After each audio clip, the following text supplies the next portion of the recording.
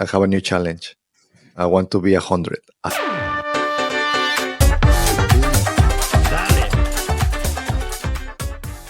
You know what other thing you might think that it might get replaced, and sometimes some of those things that really doctors. So in some point, I really feel that AI is going to replace your family physician, right? So the first line of health, if you have a cold, if you have whatever, the AI is going to say, you know what, here is some medicine. That hopefully reduces the amount of kind of interactions and things like that. But there are a couple companies though that they are trying to take it to a step further.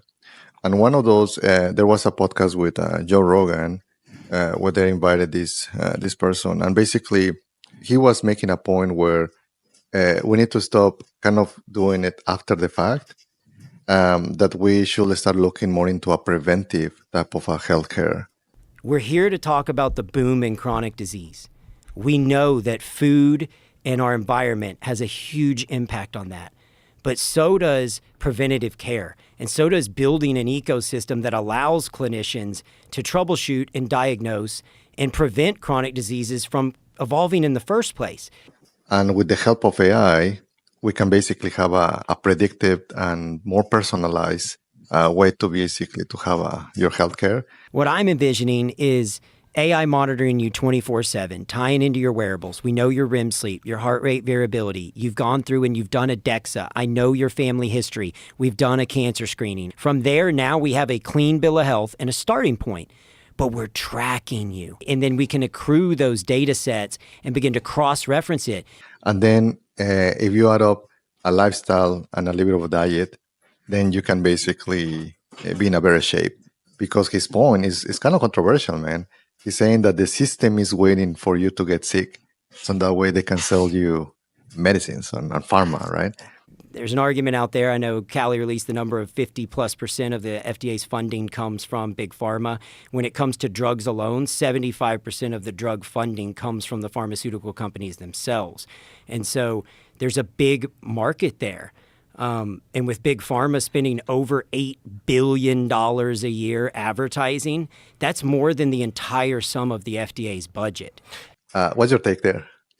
Oh, yeah, definitely. I think the way our system is set up right now, it is set up more so for treatment than for prevention. And also prevention is worth a pound of treatment, right? So it is something, it makes a lot of sense to kind of go with that. And AI and predictive health is kind of one of those main things that will help us towards that. I mean, recently there was a report that someone had developed an AI that can take a look at breast scans and be able to determine 5 years ahead of time whether you will have a breast cancer or not. I mean, and as we know, breast cancer, the sooner you find it, the better, because you can have treatment and plans, and then it has a less impact to your body. So, we're going to start hearing more and more of these things, and in a lot of ways, just getting our normal blood work and getting that panel done of all of your different measurements, and then feeding it into AI. I mean, that's going to make a lot of sense. It's going to be able to see patterns, draw conclusions from that. Today, we still require like a physician to take a look at that in order to do diagnosis and things like that. You always want a human still at this point to overview and something and make something official. But, we're getting to the point where these AI systems are getting a lot better. They're performing at a higher level than current physicians. And yeah, you can see that future where you just have to go to your CVS or Walgreens and just get checked out there. And they're like, okay, you look good. Or even if you do it at home, and you run your analysis at home and your blood looks good, or there's nothing that shows up, and it'll be better in terms of prevention, because that is a big thing. You don't want to wait till you're sick until you start taking care of something. You want to make sure you stay healthy. It's a lot cheaper that way too. Yeah. and there is a lot of efforts, right? I'm not sure if you remember the company Theranos, that it became another flop, right? And they didn't even make a documentary in Netflix. Yeah. Well, a friend of mine, I was joking with him because it's like, you're building a Theranos 2.0 because he's building a device to be able to kind of have a lot of biomarkers, and right now because he wanted to make sure that he start growing his business, he's using just regular labs, but his end goal is ultimately build a device that you can have maybe at your home or whatever, that allows you to have these biomarkers. It's very interesting and almost sounds like archaic.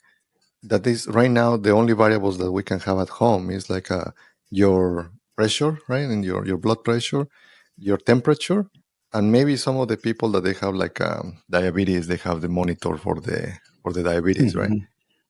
Kind of that's it. I mean, it's like sure there might be more specialized devices, but and as well the smartwatches, right? So with the amount of your heartbeats and all of that. But imagine to have a device that actually you can be sensing all of the vitamins that you're deficient, vitamin D, vitamin B, right? Like all of these different magnesium, potassium, right? And this is what these companies are trying to do. So the company, I'm not responsible by him. Actually, I should, his company is called Cyfox Health, and they are doing between 17 to 50 markers where they are trying to do it super cheap. I don't know, $100 a month or something like that, where you start checking very regularly how you're doing. Because if you go with a regular lab, it's just hundreds and hundreds of dollars. So that's one company that I know, and I know my friend, he lives in Boston. The other one is this company called Ways to Well. So, and again, I noticed because on the Joe Rogan podcast, this guy is similar pitch, be preventive, right? Like there is his company is doing 70 markers, and AI will assist for additional information to try to see how will provide you a very tailored, very personalized health. I don't know if you read the book from Peter Attia. Have you read it? It's called Outlive. I haven't seen the book, but I've watched all his podcasts already. So It's basically getting the data. I feel that yeah. maybe all of that information is already in his podcast, and he Mhm. just I shout out to him. He was able to put and condense all of this information that we know already in longevity up to right now, Mhm. and condense it on the book. The book is long, but basically his premise is simple. We don't know really how to extend life. It will better a better bet to try not to die of the four causes that is almost 80% of the deaths, which is Mhm. in this case is basically your diabetes, cancer, heart, right, cardiovascular, and also kind of Mhm. your mental health. So which makes perfect sense to me. If you're able to avoid those, you might be able to get up to 100. So after reading the book, man, I have a new challenge. I want to be 100, a centenarian. Centenarian. Well, that's true. That's a good goal. You know, my great grandmother lived to be 104. So at least I think at least part of the family has some pretty good genes to help with that. But Wow. I got to do my part. 104? Yeah, she lived to 104. Do you know what She did? It was, you think, just great genetics or just this mm, lifestyle? Did she? smaller people live longer. I think we know that's one of the things. So she was a petite lady. Um, I don't know. I mean, I think maybe just part of the lifestyle from, you know, uh, is maybe less stress. I actually don't know what what drove her age to 104, but she was always very she had a good sense of humor. She always was very mobile. She's kind of one of those like can do people. Mhm. Um, you know, her mental acuity and health was there for a really long time. She really didn't have any of those issues. She was always kind of fit, thin. So, I mean, it seems like it's a lot of the basics, right? Like your, you know, daily exercise, your what you eat really matters. You know, things that we have control over. There's Mhm. some people that kind of naturally just fall into this, and they tend to have these long lives. So, um, pretty interesting. So I like your goal there. It's pretty good. There's maybe My we can get some help with it. one of my grandparents, 93. So, and it's funny because my grandpa didn't know English. Then when he came to my house, we went to IHOP, and all my family and my wife, they remember this scene because we were in IHOP, and my grandpa, it was so frustrated because he wanted some bread, right, some sweet bread, and he's like, "Pan!" He started just like yelling at the waiter, "Pan!" It's like what? What's The it waiter real? was like, yeah, the waiter's like, "What is going on?" He just wanted No, some no, bread, no. In right? Houston, they know automatically. Pan. We all know what pan is here in Houston. So Yes. For those that maybe you guys are not close to Hispanic culture, we eat a lot of kind of bread, sweet bread. It's part of whether in the morning or at night. And there is like thousands of different types of bread, right? So, little tangent. When I took Eric to Mexico City because, man, you have to go to a Mexico City, man. lot of And he fun, a lot of was good so food. amazed on some of those restaurants like the Saks, huh? You want to go back to the Saks? Saks. Oh, that was my favorite. It's kind of like I don't remember if it was kind of like they you go in and first of all the place is beautiful. It's like an old mansion or something that was renovated to be a restaurant. High ceilings, very ornate. All of the staff there in their black and white, kind of very nice looking attire. They have the soft music playing. It's like a perfect scenery, right? Then you go in, Hmm.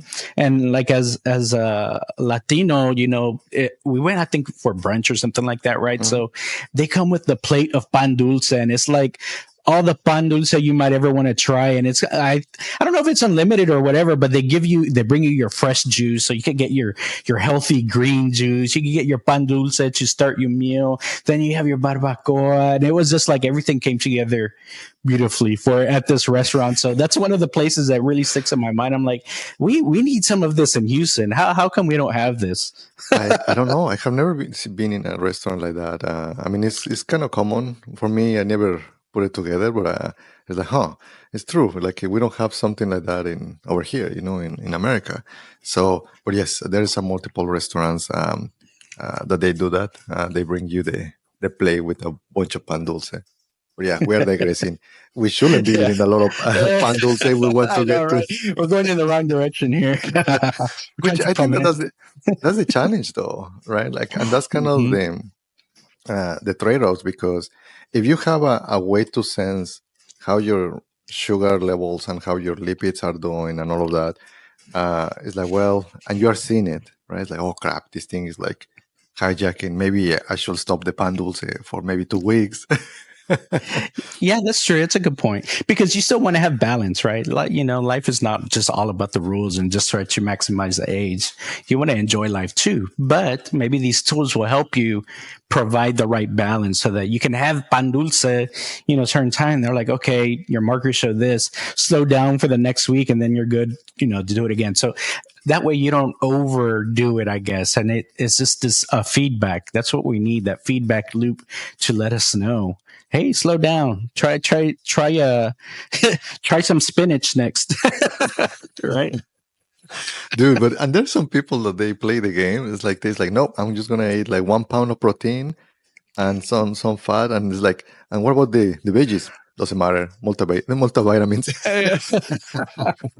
So I mean, sure. I mean, you have ways to kind of game the system, right? So, but yeah, Yeah. that was an interesting one. Probably I'm gonna start looking into more biomarkers myself, Hmm. so that way I can be the Mexican Brian Johnson. Johnson. So I could be maybe the Brian Juanes or something like that. Yeah. There you go. It's like, let's do it. That'll be the next part in our next podcast. All right, I think that we have a good one, man. Yeah, I think we're good. So, just another reminder, don't forget to like, subscribe, and comment. We love to hear from you guys. Check out our new videos out there. We also have our old all-time high videos, but check out our Cybertruck videos. Let us know what you want to see next. I'll probably end up doing another ride-along similar to Mando did for full self-driving.